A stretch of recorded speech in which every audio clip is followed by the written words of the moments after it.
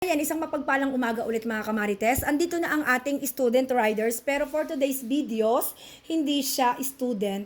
Siya ay pupunta ng church. Ang time niya is 12:20 until 12 a.m. Because siya po ay may katungkulan sa church. Siya po ay Jekos. Ang church niya po ay MCGI, kaya po siya masyado ng mabait. Sumasagot na po siya sa akin. Ayan po.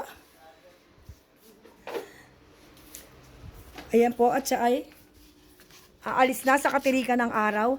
At ito ang kanyang ina, nanay. Ako yung ina, ito yung nanay niya. Ayan. Amantakin mo, ako na magbabayad. Ako na hindi ako magpapalinis, ha? Did you see my hand? Abay, inuutusan pa ako.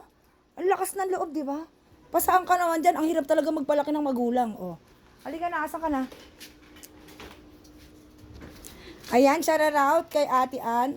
Si Ate Ann po ang naglilinis ng kanyang kuko. Fake nails po yan. Ayan po. Ang ating student riders ay Gogora Girls na. Mag-ingat ka, babaita.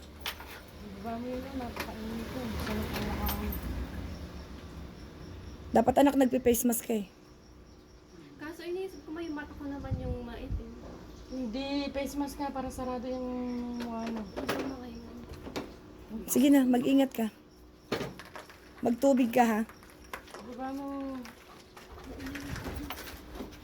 Ayan, kainitan po ang alis ng ating student riders for today's videos.